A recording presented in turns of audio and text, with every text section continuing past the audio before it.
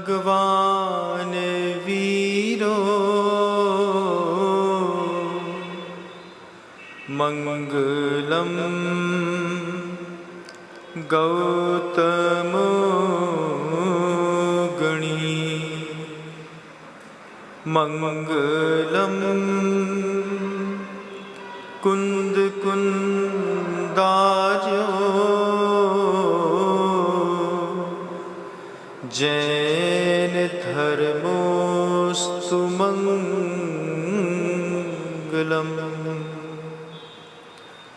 सर्वमंगल मांगल्यम सर्वकल्याणकारकम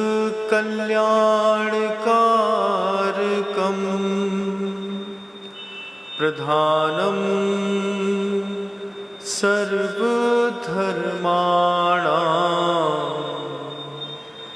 जैनं जयतु शासनम् वंदे विद्यासागरम्।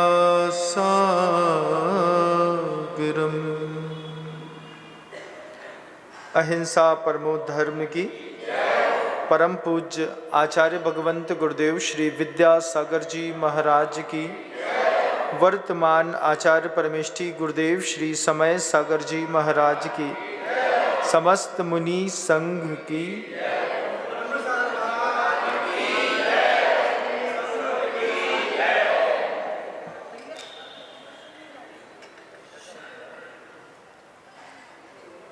आचार्य श्री जी के समाहित का समय हो गया था। दोपहर के 12 बज चुके थे। नेमावर में अचानक एक गाड़ी उतरी। वो बहुत कोशिश कर रहे थे कि समय पर गुरुजी के पास पहुंच जाएं, 9:30 पौने 10 पे, तो मुनि संघ को आहार देने का मौका तो मिल ही जाएगा। और लेट होते होते गाड़ी ठीक 12 बजे गेट पर लगी। आचार्य श्री जी आवर्त कर चुके थे। बैठ करके नंदीश्वर भक्ति के लिए उन्होंने हाथ जोड़ा और अचानक 10-15 लोग पसीने से बिल्कुल लथपथ, सांस ऊपर नीचे, आप कल्पना करिए यहाँ से टप टप पसीना गिर रहा हो, गुरु जी के पास पहुँचे। आचार्य श्री जी ने हाथ जोड़ लिया था। गुरुदेव भक्ति के लिए शुरुआत कर चुके थे और गेट बंद ही होने वाला था गुरुवर का।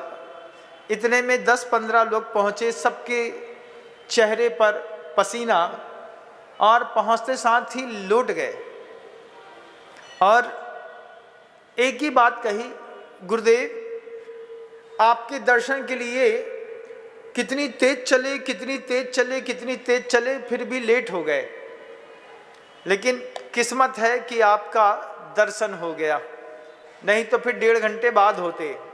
उन्होंने दर्शन कर लिए, चले गए। उसके बाद आचार्य श्री जी मुस्कुराते रहे, मुस्कुराते हुए ऐसे ऐसे हिलते रहे और अपनी नंदीश्वर भक्ति पढ़ी, स्वयंभू स्तोत्र पढ़ा, सामायिक पाठ पढ़ा, सामायिक पे बैठ गए। पौने 2 घंटे के बाद गुरुदेव उठे। 2:15 बजे से क्लास लग गई और वे सारे के सारे श्रावक पीछे आकर के बैठ गए।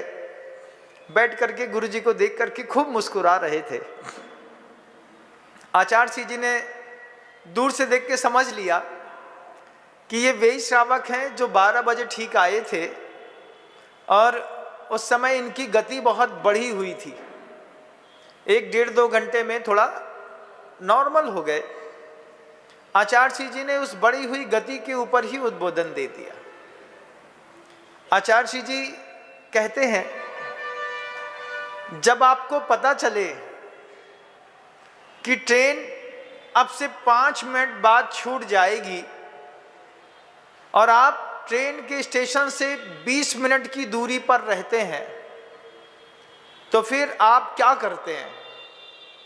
गति बढ़ाते हैं, स्पीड तेज करो। सुबह 1 घंटा, पौन घंटा लेट उठने पर आप अपने कार्यक्रमों की गति बढ़ाते हैं। स्कूल की बस अपनी गति बढ़ाती है। रोड में खड़े होकर के दूर से देखिएगा, विहंगम दृश्य देखिएगा। विहंगम शब्द जो है वो पंछियों के ऊपर लगाते हैं। जब कोई चील कौवा बहुत ऊपर से दृश्य देखता है तो उसको विहंगम दृश्य कहते हैं। कभी रोड पे चलते हुए लोगों को विहंगम दृश्य देखिएगा, लोगों में बहुत स्पीड मिलेगी। स्पीड मिलने पर आपको दिखेगा, सोचेंगे, आप सोच सकते हैं इतनी स्पीड में कहाँ जा रहा है। जब समय कम होता है तो इंसान अपनी गति बढ़ाता है। आचार्य श्री जी ने इसी गति बढ़ाने को लेकर के वो बात रखी कि जब आपके जीवन में भी अनित्य दिखने लगे तो आपको अपनी गति बढ़ा लेनी चाहिए। पहली बात तो ये है कि आपको अनित्य दिख रहा हो, क्योंकि हमारी सबसे बड़ी भूल है अनित्य को नित्य मानने की। अनित्य को नित्य मानने की ऐसी भूल है, हम सोचते हैं लेकिन वैसा होता नहीं है। अनित्य दिखने लगे सबसे पहले तो आदमी अपनी गति बढ़ाता है। और कैसे गति बढ़ाता है वो हम लोगों ने बहुत अच्छे से गुरु जी के साथ रह करके सीखा। आचार्य श्री जी कहते थे कि अगर आप सोच रहे हैं कि आपका ज्ञान बहुत अच्छा है तो ध्यान रखिएगा वो छायोपसमिक है। हमारे जैन दर्शन में एक शब्द है छायोपसमिक। कल नहीं था, आज है, कल फिर नहीं रहेगा, उसको कहते हैं छायोपसमिक। जब आपको पता चले कि आपका ज्ञान छायोपसमिक है तो फिर आपको अपनी गति बढ़ानी चाहिए। जब तक है तब तक काम कर लेते हैं। एक दिन होता है, आदमी आता है हम लोगों के पास, कहता है महाराज जी आशीर्वाद दीजिए, मेंटल डिसऑर्डर हो गया है, याददाश्त चली गई है, काम करने की कैपेसिटी खत्म हो गई है। ये क्या है? क्षयोपसम जन्य कोई चीजें हैं। वे क्षयोपसम जन्य चीजें कल नहीं थी, आज हैं, कल नहीं रहेंगी। जिसमें सबसे पहला नाम आपके ज्ञान का है। आज आप जहां पर बैठ करके सुन रहे हैं, आपका ज्ञान छायोपसमिक है बंधुओं। कल नहीं था, आज है, कल फिर नहीं रहेगा। इसी के साथ आपका शरीर कल नहीं था, आज से 40 साल पहले कहाँ थे आप लोग? कहाँ थे महाराज? पता नहीं। आज से 40 साल बाद कहाँ होंगे? एक बार विचार तो कर ही लो। विचार करने से दिमाग सही हो जाता है। अनित्य को जो नित्य मानने की भूल है वो भूल सुधर जाए तो बड़ा कमाल होता है। आपका शरीर आज से 40, 50, 60 साल पहले कहाँ था? और जितने लोग बैठे हैं इस सभा में और जो सोशल मीडिया से सुनते हैं, उन सबसे मेरा प्रश्न होगा कि आज से 40 साल बाद आप कहाँ होंगे? अगर आपको पता है कि कहाँ होंगे तो कोई बात नहीं, लेकिन अगर आपको नहीं पता कि आप आज से 40 साल बाद कहाँ होंगे तो फिर आपको अपनी गति बढ़ानी चाहिए। कहाँ बढ़ाना महाराज गति? वहीं जहां बढ़ाना चाहिए। आचार्य कहते हैं अपने वर्तमान द्रव्य और अपने वर्तमान गुणों को देख लो, और इसी वर्तमान द्रव्य और वर्तमान गुणों को देखने का नाम पर्याय होती है। द्रव्य होती है, गुण होते हैं और पर्याय होती हैं। तो वर्तमान में आपके द्रव्य और आपके गुण दिख जाएं, इसी का नाम पर्याय है। तो अभी द्रव्य कैसा है महाराज? संगी पंचेंद्रिय मनुष्य का शरीर मिला हुआ है। इस संगी पंचेंद्रिय मनुष्य के शरीर के साथ अपने गुण भी देख लीजिए कि आपके गुण आपको 40 साल बाद कहाँ लेकर के जाएंगे। आपका ज्ञान छायोपसमिक है, आपकी ये देह भी छायोपसमिक है। 40 साल बाद कहाँ होगी आपको पता नहीं। ध्यान रखिएगा। आपकी पत्नी भी 40 साल बाद गायब मिलेगी। महाराज हमारी तो गायब ही हो गई, कुछ की ऊपर चली गई होंगी, कुछ की घर चली गई होंगी। तो ये जो अनित्य वस्तुएं हैं, इन अनित्य वस्तुओं में जो नित्य की कल्पना है, शादी हो गई अब हम जीवन भर साथ ही रहेंगे, साथ नहीं रहेंगे, जब मर्जी आएगी छोड़ करके चलते बनेंगे, ये सबके साथ अकाट्य सत्य निकलता है। तो ज्ञान अनित्य है, आपका कुल भी अनित्य है बंधु। अगर हम सोचते हैं कि हम जीवन भर इसी कुल में बने रहेंगे, ये कुल अगली पर्याय में भी मिलेगा, तो वैदिकों के यहाँ तो संभव है, लेकिन जैनों के यहाँ नहीं। हमारे यहाँ सूत्र है, निःशील व्रतत्वम च सर्वेषाम। बिना सील और बिना व्रत के चारों गतियों में से जीव कहीं भी जा सकता है। आपका नाश नहीं होगा ये तो ठीक है, लेकिन आपकी सत्ता बची नहीं रहेगी। आचार्य जी मनोहर शब्दों में इस बात को बीच में रख रहे थे। जनता बहुत ध्यान से सुन रही थी कि मेरा ज्ञान क्षयोपशमिक है, मेरा कुल क्षयोपशमिक है, आज है कल नहीं रहेगा। मेरा शरीर भी क्षयोपशमिक है, आज है कल नहीं रहेगा। आपकी पत्नी भी क्षयोपशमिक है, आज है कल नहीं रहेगी। आपका धन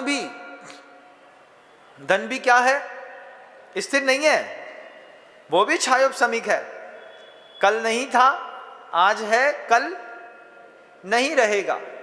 जब आपको अनित्य दिखने लगे, जब आपको लगे कि बस ट्रेन अब छूटी की तब छूटी, तो आदमी जैसे अपने जीवन में गति बढ़ाता है, ऐसे ही अगर आपको इस बात का एहसास होने लगे कि ये पर्याय कभी भी छूट जाएगी, जब आप धीरे धीरे ओवर एज हो जाते हैं, अंदर से भासती है वो बात, अंदर से आता है, भैया इतने सारे लोग हार्ट फेल में मर गए, एक आध दिन हमको भी आएगा, हम भी मर जाएंगे। कोई अजर अमर जैसा सोच करके तो बैठा ही नहीं है। आप लोगों ने भी नहीं सोचा होगा कि हम अजर अमर है, और मृत्यु उसका कोई अपवाद नहीं है। दिक्कत तो ये है, ऐसा भी नहीं है कि मृत्यु किसी को ना खाती हो, वो सर्वभक्षी है। नाली में पड़े कीड़े को भी खाती है, अग्नि के रहने वाले जीव को भी खाती है, वनस्पति कायिक को भी खाती है, वो सुअर को भी खाती है, वो देवताओं को भी खाती है, वो नरकी को भी खा लेती है, वो मुनियों को भी खा लेती है। मृत्यु सर्वभक्षी है, वो बिल्कुल बिना भेद किए हुए सबको खाती है, तो आपको भी खाएगी। उसके जीवन में कोई भेद नहीं है। अब आप अनित्य देख लीजिए। अनित्य में नित्य मानने की जो भूल है, ये भूल जिन शासन की सबसे बड़ी भूल है। हम लोगों ने गुरु जी के साथ रह कर के ये बात बहुत गहराई से समझने की कोशिश करी। आज भी साधना के इस पड़ाव में पुरुषार्थ लगातार उसी का चलता है कि कोई भी चीज़ है वो क्षयोपशमिक है, ये बात तय कर लीजिए। अगर हम क्षयोपशमिक है ये बात तय नहीं कर पाए, तो हमारी विचारधाराओं में सांख्य या बौद्ध मत आ जाता है। भैया जब तक जो होना होगा हो जाएगा। हम चार्वाक भी नहीं है जो हम ये कहें कि पीत्वा पीत्वा पुनः पीत्वा यावत पतति भूतले, पुनरुत्थाय वै पीत्वा पुनर्जन्म न विद्यते। हम ऐसी धारणा वाले लोग भी नहीं है। चार्वाक एक हमारे यहाँ मत हुआ है, उसका नाम चारु वाक था। चारु का मतलब सुंदर, वाक का मतलब बोलने वाला। वो भी बहुत सारी बातें कहता था। वो कहता है पीत्वा पीत्वा पुनः पीत्वा। क्या पीत्वा? जो पीत्वा वही पीत्वा। कितना पीत्वा? पीत्वा पीत्वा पुनः पीत्वा यावत पतति भूतले। जब तक जमीन में गिर ना जाओ तब तक क्या करो? पियो। पुनरुत्थाय वै पीत्वा। गिर जाओ, खड़े हो जाओ दोबारा। बसंती ऐसा ऐसा करता है, ऐसा ऐसा करके खड़ा होकर के आंख मिच मिची आके देखेगा, वो एक माइकल था ना, पिक्चरों में आता था, ऐसा करता था, पुनरुत्थाय वह पीत्वा, फिर पियो, पुनर्जन्म न विद्यते।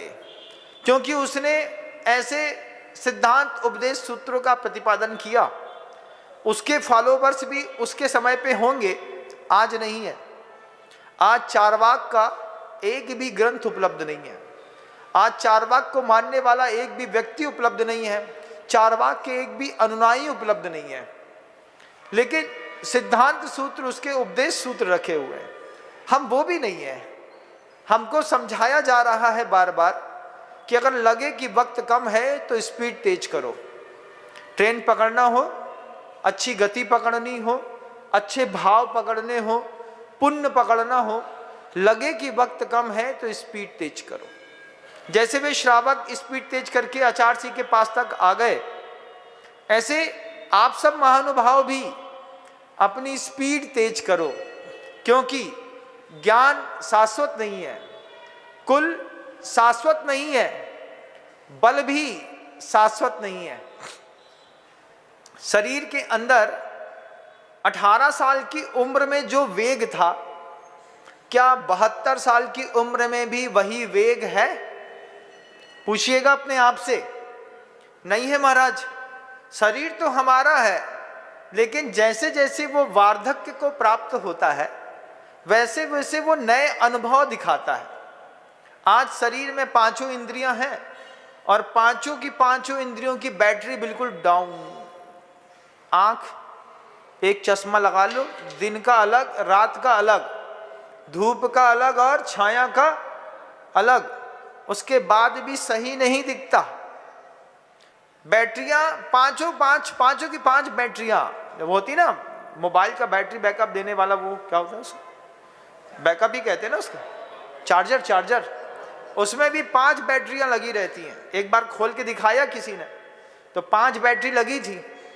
तो हम भी देख रहे थे और गुरुजी भी देख रहे थे। तो उन्होंने कहा इसकी भी 5 बैटरियां हैं और इसमें भी 5 बैटरियां हैं। स्पर्शन, रसना, घ्राण, चक्षु और कर्ण, इन 5 की 5 इंद्रियों की बैटरियां बढ़ती उम्र में डाउन हो जाती हैं।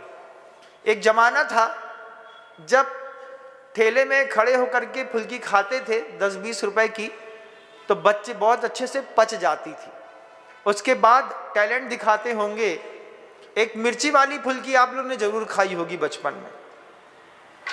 उसमें क्या है, सिर्फ मिर्ची डालना भैया, और एक बार खा करके उसका भी कमाल दिखाया होगा, पच जाती थी।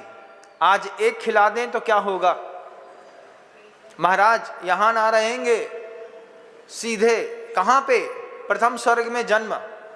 क्यों? अंदर से स्पर्शन इंद्री की बैटरी डाउन है, रसना इंद्री की बैटरी बिल्कुल डाउन है।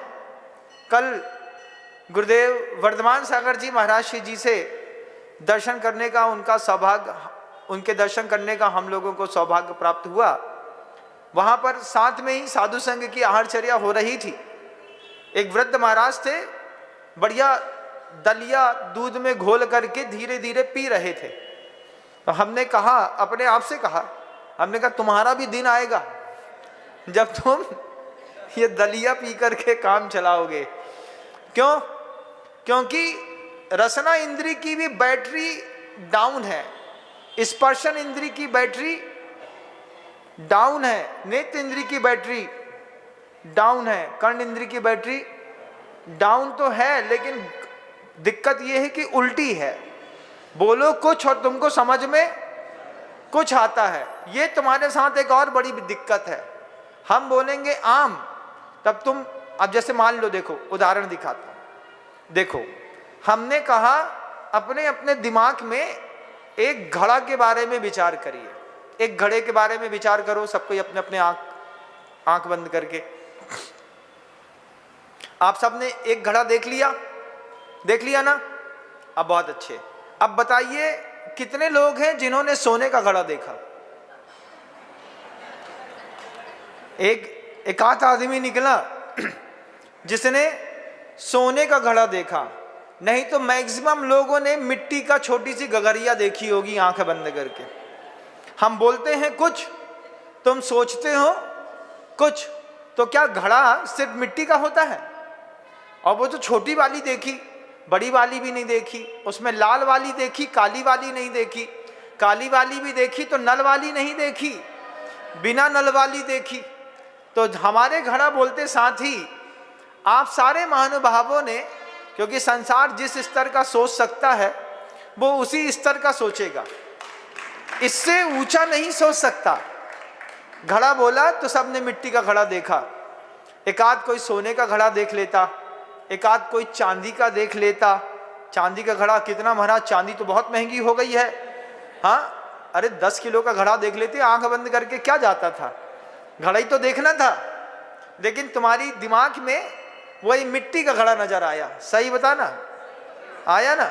हाँ, दिमाग में जो चलता रहता है आदमी उसी में जीता है।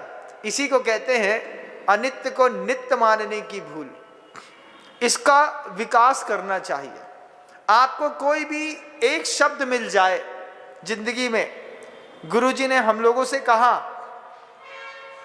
कोई भी शब्द पकड़ लो, उस शब्द की गंभीरता में जाओ, उसका शोधन भी करो, उसका संशोधन भी करो। पूजा शब्द पकड़ लो, अब पूजा की गंभीरता में उतर जाओ, पूजा शब्द का शोधन कर लो और फिर उसका संशोधन भी कर लो। शोधन का संशोधन होता है, पहले शोधन कर लो फिर उसका संशोधन कर लो। किसी भी एक शब्द को पकड़ लो दुनिया में। साधु का दिमाग इतना तेज क्यों मिलता है पता? साधु शब्द का संशोधन करता रहता है। एक शब्द पकड़ लिया, अब उसमें लिख दिया कि सिद्ध आदि पर्याय। अब सिद्धत्व आदि पर्याय में सिद्धत्व शब्द को तो छोड़ दिया, आदि शब्द को पकड़ लिया। अब आदि पर्याय बताइए, सिद्धत्व के अलावा कौन कौन सी पर्याय हो सकती हैं? तो आपका दिमाग बहुत गहराई तक जाएगा। उसके बाद फिर एक एक पर्याय का शोधन कर लीजिए और फिर आगम ग्रंथों से देख करके उसका एक बार संशोधन कर लीजिए। तो अपने ज्ञान का, अपने कुल का, अपनी जाति को गहराई से देख लो, अपने बल को गहराई से देख लो। बढ़ती उम्र में बैटरियां डाउन हैं। कहाँ, कितनी डाउन है? अरे महाराज पूरी डाउन है, बस मशीन बस चल रही है। जैसे पुरानी मारुति कार हो, उसको आदमी झाड़ू पोछा नहीं लगाता, बैठता है, कुछ भी ठोकता है और चलते बनता है। ऐसी पुरानी गाड़ियां हो गई। लेकिन कुछ लोग ऐसे हैं जो इसको अभी भी नित्य समझ रहे हैं। लेकिन ज्ञानी जब अनित्य समझता है तो फिर एक अलग विशेष पुरुषार्थ करता है। तब वज्रनाभि चक्रवर्ती जैसे जीव होए निसल अनेक नपति संग भूषण वसन उतारे, फिर धरी जिन मुद्रा पंच महावृद्धारे। महाराज मुनि बनाना चाहते हैं क्या हम लोगों को? नहीं, मुनि नहीं बनाना।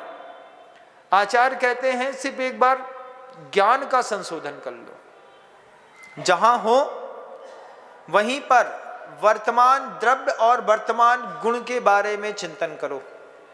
इस वर्तमान द्रव्य और वर्तमान गुण के बारे में हो सकता है आपको ये शब्द थोड़ी भारी लग रहे हो, लेकिन बहुत सरल है जैन शासन के शब्द कि अपनी वर्तमान द्रव्य के बारे में जो तुम्हारे पास प्राप्त वस्तुएं हैं और जो उस प्राप्त वस्तुओं के गुण हैं, इनके बारे में शोधन करिए। इस शोधन को करने से आपको अनित्यता दिखाई देगी। अनित्यता दिखाई देने पर आपके पैर में थोड़ी सी स्पीड आएगी, और नहीं तो स्पीड नहीं आने वाली। ट्रेन निकल जाएगी आराम से। 3:30 का टाइम था, 4 बजे पहुंचे महाराज स्टेशन। अब पहुंच गए, टिकट भी कटी है, तो क्या करें, स्टेशन में घूम लें? नहीं, घूम नहीं सकते, वापस लौटना होगा या फिर अगली ट्रेन कोई दूसरी पकड़नी होगी। ये जैन कुल की मनुष्य पर्याय की संगी पंचेंद्री की ट्रेन पकड़ने के बाद, पकड़ना हो तो ठीक है, नहीं पकड़ना हो तो कोई बात नहीं। अगर आपको लगता है कि महाराज बस 1 घंटा बोलिए फिर हम घर चले जाएंगे, तो आप नित्य को अनित्य नहीं समझ रहे हैं, अनित्य को नित्य समझ रहे हैं। ये दोनों गलतियां जीवन भर करते रहेंगे। आचार्य जी ने छोटे से संवाद में हम सभी लोगों को ज्ञान देने की कोशिश करी। सारे लोग बैठे हुए थे, आप सब भी बैठे हैं, आप सबसे भी कहेंगे वपुर ग्रहम धनम दारा पुत्रा मित्राणि शत्रुवा। ये कुछ शब्द हमारे यहाँ आगम में लिखे हैं। शत्रु आपका नित्य नहीं है, लेकिन आप खुद देखिए कि आपकी अनंतानुबंधी कसाय ने, मतलब बैर और कलह में अंतर है। कलह का परिणाम परिवार के दूसरे लोग भी भुगतते हैं। आपने आज से 30 साल पहले कोई जमीनी विवाद का केस किया होगा। महाराज हमारा किराएदार था, उसको खाली कराने का हमने फौजदारी का मुकदमा दायर कर दिया। अब 30 साल हो गए, पिताजी कहाँ गए? ऊपर गए। अब उनका लड़का उसमें शामिल हो गया। उठाइए, उस फौजदारी के मुकदमे में लड़का शामिल हो गया। पहले पिताजी ने अपनी शक्ति व्यय करी, उसके बाद पुत्र शक्ति व्यय कर रहा है और पुत्र अपने पुत्र को समझा रहा है, बेटा ये पिताजी के टाइम का चलता हुआ केस है, इसको अपन को जीतना है चाहे कुछ हो जाए, है ना। इसको कहते हैं कलह। एक ने शुरू करी, दूसरा भी भोग रहा है और तीसरे को भी समझाने की कोशिश करी जा रही है। इसमें कोई एक समझदार निकल जाए और ये धारणा बना ले, अरे अपना था ही नहीं, फालतू में मर रहा इस चीज के लिए, हमको नहीं लड़ना केस। उसी दिन से आप निर्विकल्प हो सकते हैं, लेकिन आप निर्विकल्प नहीं होंगे। महाराज 40 साल तो लड़ ही लिया है, 82-84 साल की उम्र हो गई है। एक और पिटीशन डाली है कि वादी जो है अधिक उम्र का हो गया है, इसकी सुनवाई जल्दी कर ली जाए, क्योंकि उसकी दूसरी कोर्ट में सुनवाई होने वाली है। दूसरी कोर्ट में सुनवाई हो जाएगी तो क्या होगा आप बताएं? अगर आपकी दूसरी कोर्ट में, ऊपर की कोर्ट में सुनवाई हो जाए और यहाँ की सुनवाई ना हो पाए तो क्या हुआ महाराज? महाराज 40 साल की मेहनत में पानी फिर गया कि नहीं? अभी भी लगे होंगे लगातार। यहाँ से उठ करके कुछ लोगों को कोर्ट ही जाना है, 2:30 बजे की पेशी होगी उनकी, किसी की 3 की होगी, किसी की 4 की होगी। उसको बस इतना संकल्प करो कि अगर आप अपने रहते रहते नहीं जीत पाए तो ये कलंक अपने बच्चों को दे करके नहीं जाएंगे। बच्चे 40 साल में नहीं जीत पाए, अरे जब तुम 40 साल में करामात नहीं दिखा पाए, तुम्हारे पुरुषार्थ की इतनी हीनता थी, तब बच्चों को क्यों दे रहे हो?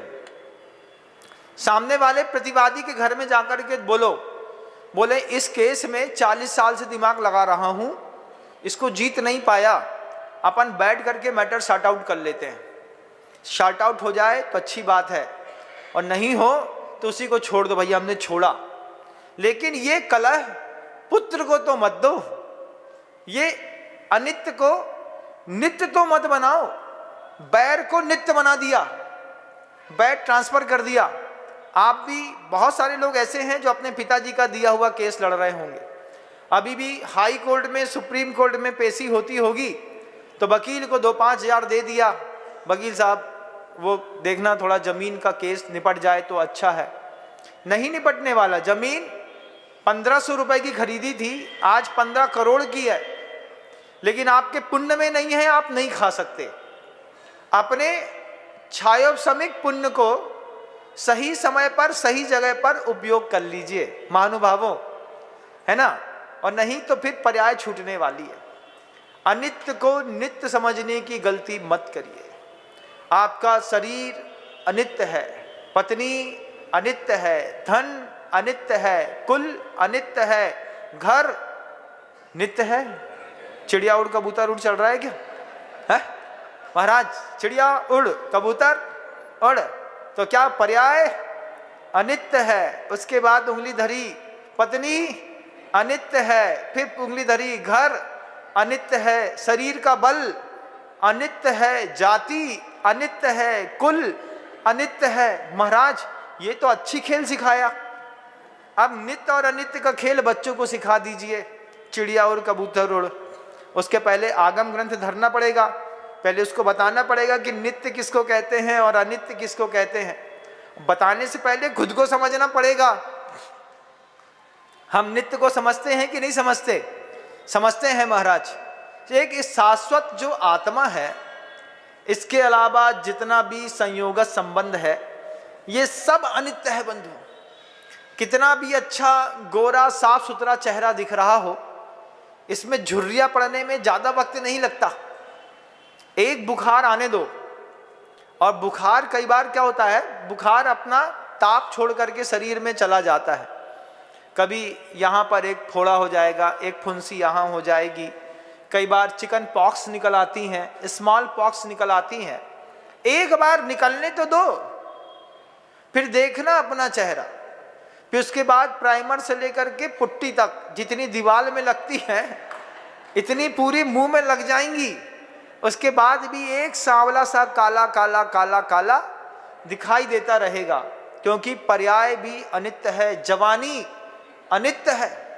दुनिया सराय फानी देखी, यहाँ हर एक चीज आनी और जानी देखी। जो जाक आकर भी ना जाए ऐसा बुढ़ापा देखा, जो जाकर भी ना आए ऐसी जवानी देखी। एक बार निकल गई लौट के नहीं आती। तो अपने परिवार वालों को भी इस बात की थोड़ी सी जानकारी दीजिए। किसी भी चीज में घर में झगड़ा हो रहा हो, उससे भी बोलना अनित्य है। एक शब्द रख लो, अनित्य है, क्योंकि ये अनित्य शब्द ने हम लोगों की जिंदगी बदली है। हम लोग गुरुजी के पास जब पहली बार गए, आचार्य जी से नमोस्तु करके व्रत ले लिया। व्रत लेने के बाद आचार्य जी ने अच्छे से ऐसा आशीर्वाद दे दिया, बहुत बढ़िया बहुत बढ़िया बहुत बढ़िया आशीर्वाद ले लिया। फिर एक आध महीने बाद गुरुजी के पास जाकर के पूछा, गुरुजी वो जब पहली बार हम व्रत लेने आए थे, आपने आशीर्वाद दिया था, उस आशीर्वाद में आपने क्या दिया था? पूछ लिया। आचार्य जी मुस्कुराने लगे। आप सब लोग बैठे थे तो गुस्सा भी नहीं हो सकते थे, अकेले में होते तो डर लगता। सबके सामने पूछा कि वो जब पहली बार आपके पास आए थे और आपने ऐसा ऐसा करके आशीर्वाद दिया था, उस आशीर्वाद में आपने क्या दिया था? आचार्य जी तो पहले ऐसे देखे, फिर देख करके बोलते हैं, मैंने आशीर्वाद दिया था तुम्हारा सर्वनाश हो। अब आचार्य जी ने बोल तो दिया, क्या बोल दिया? कि तुम्हारा सर्वनाश हो। अब जैसे ही सबने सुना तो सब बिल्कुल सटके में आ गए। अगर मैं आपको आशीर्वाद दे दूं तो नहीं महाराज, हम अपने सामने पर्दा लगा लेते हैं, हमको इरंटी विरंटी बांध लेते हैं, हमको आपका आशीर्वाद नहीं चाहिए। लेकिन गुरुदेव ने इतने स्नेह से कहा, बोले पहली बार जब तुमने मुझसे आशीर्वाद मांगा था, उसी वक्त मैंने कहा था तेरा सर्वनाश हो। ये सर्वनाश शब्द अपने आप में बहुत कीमती है।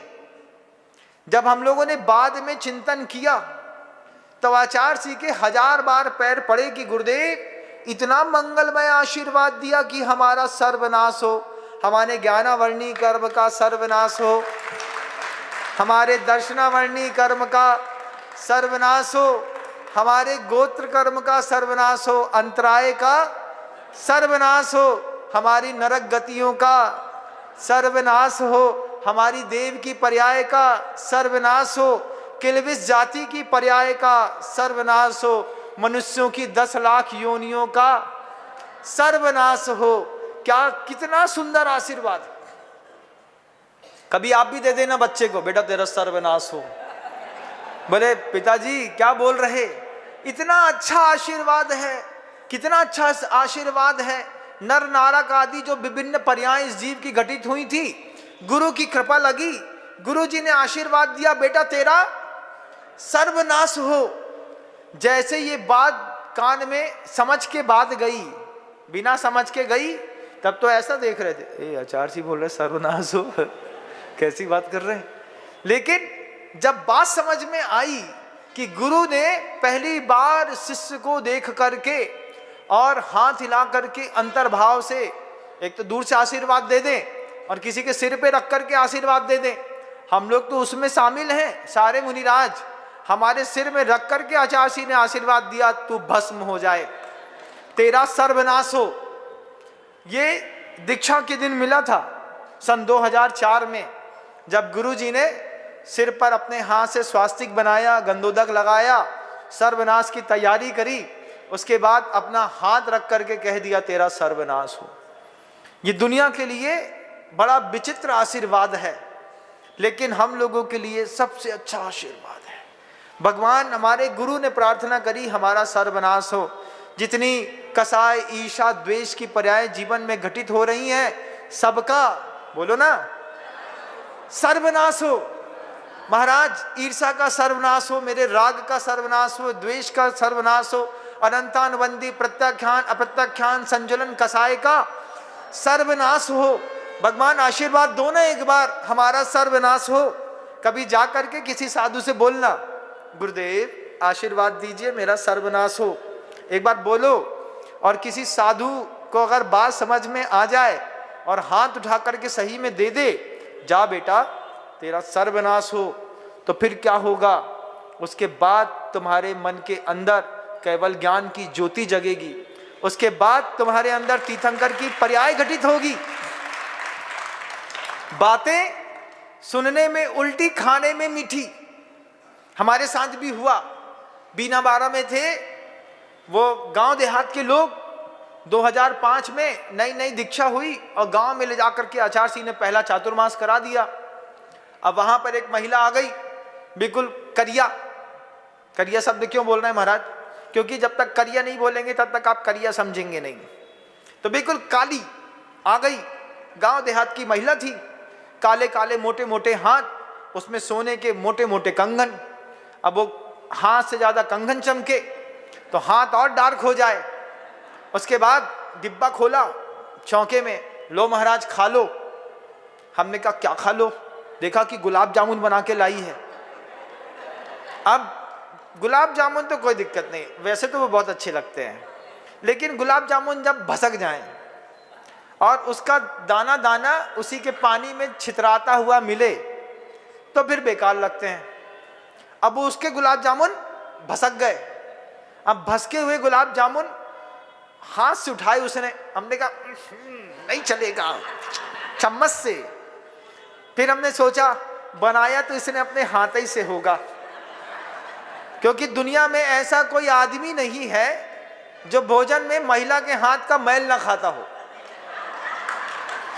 दुनिया में कोई आदमी ऐसा नहीं है। जब महिलाएं घर के अंदर आटा गूंथती हैं, आटा गूंथने के बाद उनके हाथ देखना, जितना लगा रहता है ना, सब वो आटे में लगा करके बेल करके बढ़िया परथन लगा के पति के मुंह में डाल देती हैं, बोले खा लो तुम। दुनिया में हर इंसान महिलाओं के हाथ का मैल खाता है, हर इंसान, कोई नहीं छूटा इससे, साधु भी नहीं छूटा।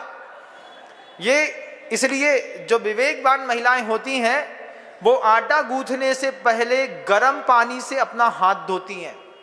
गर्म पानी से पहले तो अच्छे से धो लो, थोड़ा सा बेसन से हाथ धो लेने पर हाथ का मैल निकल जाता है, फिर गर्म पानी से हाथ धो करके आटा गूंथती हैं। लेकिन आपकी यहाँ की महिलाएं बहुत अच्छी हैं। वे क्या करती हैं कि जो लौकी छीलने के बाद जो पानी बचा था ना, उसी में ऐसे ऐसे उंगली डालेंगी, फिर अपनी साड़ी में ऐसा पोंछेंगी, उठाएंगी आटा गूंथ करके। क्या है बोले अपने पति को तो खिलाना है, 2 4 5 साल कम भी जिएगा तो क्या दिक्कत की बात है, खिला दो।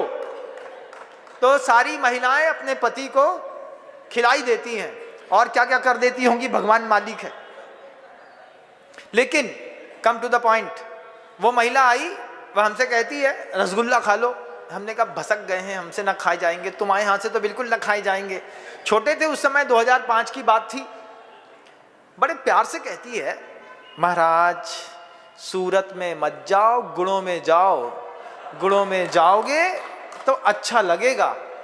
अब जब कोई हमको आहार कराते में ज्ञान दे बैठा, अब ज्ञानी तो दुनिया भर के हैं, उन्हें आहार करते करते में ज्ञान दिया सूरत में मत जाओ, गुण में जाओ। हमने ले लिया। हमने कहा भैया जब ज्ञान मिल गया है तो लड्डू रसगुल्ला भी दे दो। तो रोटी में लगा के खाया तो इतना मधुरिम था, कब सटक गया पता नहीं चला। एक चला गया, फिर दूसरा चला गया, तीसरा चला गया, चौथा चला गया, 5वां चला गया, 6वें में शर्म आई। हमने कहा महिला सोचेगी कि ये पूरे ही खा लेंगे क्या? तो हमने कहा नहीं चाहिए। तो फिर ज्ञान देती है, शर्म ना करो, मोक्ष मार्ग में शर्म नहीं करने पड़े, एक और खा लो। हमने कहा ये भी ठीक है। इतनी ज्ञानवान कोई तत्वज्ञ महिला मिल जाए और चौके में ज्ञान देने लगे, बोले मोक्ष मार्ग में शर्म नहीं करना पड़ती है, मिले तो खा लो। फिर हमको मूलाचार याद आ गया, बोले एक तो छोड़ दो, नहीं तो लोग बोलेंगे पूरा ही खा लिया। तो 2 छोड़ दिए, लेकिन 6 ले लिए। अच्छी बढ़िया व्यवस्थित तरीके से लग रहा था कि हाँ कुछ पुण्य जबरदस्त है। फिर वही बात कि सूरत पे मत जाओ, गुण में जाओ, भगवान से जाकर के प्रार्थना करो, शब्दों में मत जाओ, शब्दों की शक्ति सामर्थ्य और गुण में जाओ। और किसी साधु के पास जाकर के, तपस्वी मुनिराज के पास जाकर के एक बार अच्छे मन से बोलो। अगर थक जाओ दुनिया से तो बोलो एक बार, महाराज आशीर्वाद दो मेरा सर्वनाश हो। जब ये बात आचार्य जी ने हम लोगों से कही थी कि हमने तो पहली बार में आशीर्वाद दे दिया था कि तेरा सर्वनाश हो, तो शुरुआत में पहली बार 10, 15, 20 मिनट लगा, क्योंकि थोड़ा बहुत किताबें हाथ में आ गई थी, पढ़ने लगे थे, तो वो बात भी धीरे धीरे चिंतन करी। तो फिर अनेकांतमयी साधवादमयी जो मूर्ति थी उसकी स्थापना करके, सर्वनाश शब्द कितना अच्छा है। आप सर्वनाश चाहते कि नहीं चाहते? महाराज सर्वनाश तो चाहते, लेकिन इस पर्याय में नहीं। अगली पर्याय में वैसे तुम कुछ किसी काम के बचोगे नहीं, क्योंकि जैन कुल नहीं मिलेगा तो सर्वनाश की परिभाषा भी बदल जाएगी। जानवरों में सर्वनाश की भावना नहीं अलग होती है, तिर्यंचों की अलग है, नारकियों की अलग है, देवताओं की अलग है। ये तो सिर्फ जिन कुल में आने के बाद वो अंतर का भाव पैदा हुआ। आचार्य जी ने जो शब्द कहा कि मैंने तो पहली बार में अपने हर शिष्य को आशीर्वाद दिया है, जा बेटा तेरा सर्वनाश हो, और हर शिष्य ने गुरु के इस आशीर्वाद को माथे ऊपर रखा है कि मेरे गुरु मेरे लिए प्रार्थना करके गए हैं कि मेरा सर्वनाश हो। अब उस सर्वनाश के लिए जितनी भी साधन सामग्रियां हैं सब गुरु ने दी। बेटा उपवास करना, प्रायश्चित करना, तेरा सर्वनाश होगा। विनय रखना, तेरी ईर्ष्या का, कसाय का, मान का, मत्सर का, अहंकार का सर्वनाश होगा। साधन देकर के भी गए गुरुदेव कह करके गए कि प्रायश्चित करना, विनय करना, वैयावृत्ति करना, वैयावृत्ति करने से तेरी दुर्बलता का सर्वनाश होगा। क्योंकि हीन सहनन है, जरा सी बात में छींक आए तो रुके नहीं, खांसी आए तो जाए नहीं, लेके जाए, है ना। तो ऐसी खांसी भी ना चाहिए भैया गले में कि आए तो लेके चले जाए। क्या चाहिए? वैयावृत्ति करना। बज बसम नाराज सहनन मिलेगा, हीन सहनन का सर्वनाश होगा। प्रायश्चित, विनय, वैयावत, स्वाध्याय करना, अज्ञान का सर्वनाश होगा। ध्यान करना, कर्मों का सर्वनाश होगा। बेटा करना, तेरे को साधन दे दिए, सर्वनाश होगा तेरा, तेरे को आशीर्वाद है हमारा। बाहरी तप करना, अनशन करना, तेरी अंदर की शक्ति का विकास होगा, अशुभ कर्मों का नाश होगा। अनशन, अवमौदर्य, वृत्ति परिसंख्यान, रस परित्याग, विविक्त संन्यासन, काय क्लेश, बाह्यम तपह करना बेटा, सर्वनाश होगा, निश्चित होगा। भगवान से जाओ, वेदी के सामने खड़े हो, एक बार अंतर मन से खुद बोलो, प्रभु दो ना आशीर्वाद, मेरा भी सर्वनाश हो। क्योंकि मोक्ष मार्ग में जब सर्वनाश होता है तो ऐसे नहीं होता कि हमने मांगा और आज ही हम सब मिट करके राख हो जाएंगे। सबसे पहले मिथ्यात्व का जब सर्वनाश होता है और सम्यक्त प्रकृति उदय में आती है, तो सम्यक्त प्रकृति अपना पुण्य वैभव पहले तुमको अनुभूत कराएगी। सम्यक दृष्टि का पुण्य वैभव मिलेगा। सम्यक दृष्टि का पुण्य वैभव क्या होता है महाराज? ओजस, तेजो, विद्या, वीर, विजय, विभव, सनाथा, महाकुला, महार्था, मानव तिलका, भवंती दर्शन पूता। आप बड़े बड़े लोगों को देखिए, देश के गणमान्य भामाशाह अशोक जी पाटनी को देखिए, एक सम्यक दृष्टि की क्या गजब की पहचान है। वाणी में ओज है, शरीर में तेज है, धन कमाने की और दान करने की विद्या है, ओजस तेजो विद्या। फिर पुरुषार्थ करने की वीर की शक्ति है। अभी आपसे कहें भैया ये काम कर लो, तो आप 50 बार तो इंफिनिटी कॉम्प्लेक्स में चले जाएंगे। इंफिनिटी कॉम्प्लेक्स, अरे क्या पता होता कि नहीं होता। उनसे बोलो कोई काम कर लो, बोले हाँ ठीक है कर लेता हूँ। फोन लगाएंगे, भैया ये काम कर देना, और काम हो गया। ओजस तेजो विद्या वीर विजय, उनको कोई हरा नहीं सकता। विभव, वो किसी चीज में पीछे फुटबैक में नहीं रहते। माता पिता की पहली संतान बनकर के आने वाला व्यक्ति भी बड़ा पुण्यशाली होता है। विभव, सनाथा, कितने लोगों के स्वामी हैं। महाकुला, महान कुल में पैदा हुए हैं और महान अर्थ को कर रहे हैं। एक सम्यक दृष्टि को देखना हो, ना दिखे तो किसी बहुत तीव्र पुण्यशाली व्यक्ति का वैभव देखना, जिसकी प्रज्ञा निर्मल होकर के धर्म ध्यान में लगी रहती है। अशोक जी पाटनी को देख लीजिए, आपको सम्यक दृष्टि का वैभव मिलेगा। ये क्या हुआ, मिथ्यात्व का सर्वनाश हुआ, सम्यक प्रति उदय में आई तो इतना वैभव दिखा गई। सम्यक प्रकृति उदय में आएगी तो ज्ञान सम्यक होगा, पुरुषार्थ जन चारित्र को प्राप्त करेगा। चक्रवर्ती, बलदेव, वासुदेव, तीर्थंकर आदि जैसी नाम कर्म की प्रकृतियां बंधेंगी, फिर उसका पुण्य भोगेंगे, फिर पुरुषार्थ करेंगे, फिर जाकर के सिद्ध शिला में जाकर के बैठेंगे। सर्वनाश अच्छी चीज है कि बुरी चीज है, क्या क्या विचार है? अच्छी चीज है महाराज। एक बार इधर उधर के व्यक्ति से मत बोलना, पड़ोसी से मत बोलना, चोर उचक्कों से मत बोलना मेरा सर्वनाश हो, नहीं तो चोर उचक्के घुस जाएंगे घर के अंदर।